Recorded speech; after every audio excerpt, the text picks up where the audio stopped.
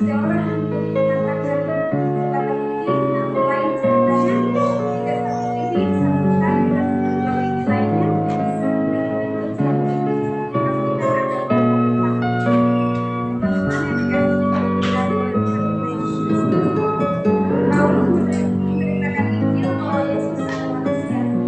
Bersyukur jika banyak orang yang akhirnya menjadi percaya dan dibaptis dan kebetulan kembali pula membangun sebuah persekutuan.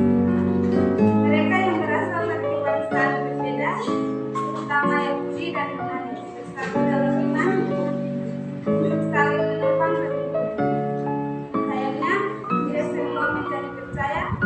Banyak di antara orang Yahudi yang memusuhi dan menghujat terhadap respon yang demikian nampaknya mengusik emosi Paulus dan melepaskan pakaiannya dan berkata, biarlah darahmu tertumpah ke atas kepalamu sendiri, aku bersih, tidak bersalah, mulai dari sekarang aku akan pergi kepada bangsa-bangsa lain.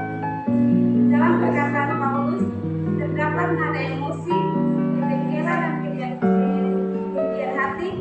Itu sebabnya ia memutuskan hendak beralih pada bangsa-bangsa lain yang bukan Yahudi.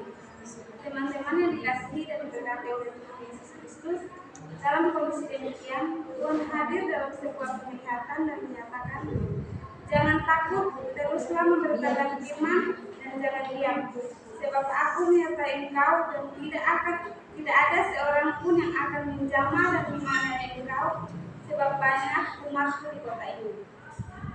Melalui penglihatan tersebut, Paulus diajarkan untuk fokus kepada tugas utama, yaitu memberitakan Injil.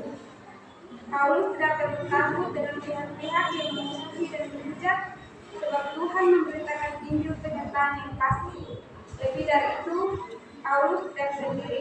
Ada persekutuan dalam jemaat untuk saling menopang dan menyembuhkan. Paulus dilarang keras berpikir single minded atau sedang sendirian, single love serigala yang bekerja sendiri. Ia memiliki komunitas dan dirinya adalah bagian dari komunitas tersebut. Seperti kita sekalian yang hadir dalam persekutuan hari ini merupakan bagian komunitas dalam keluarga besar Universitas Pembangunan Indonesia Manado.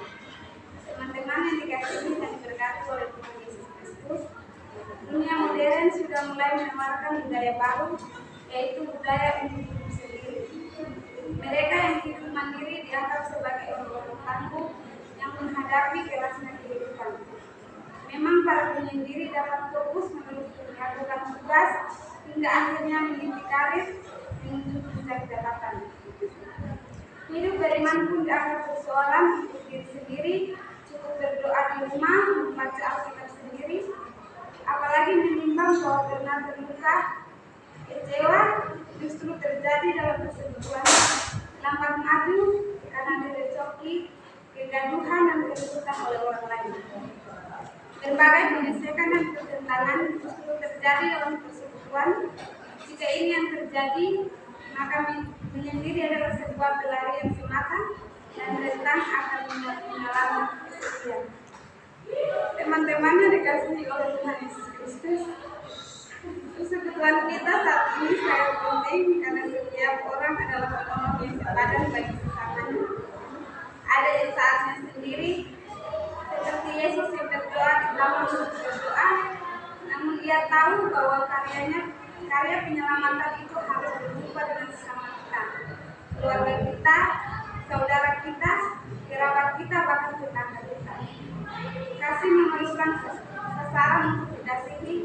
Sebuah kebohongan besar tidak mengaku memiliki kasih jika tidak pernah ada dalam persekutuan seperti ini. Kasih hanya nyata ketika kita ada dalam sebuah persekutuan. Terpujilah nama Tuhan Yesus. Haleluya.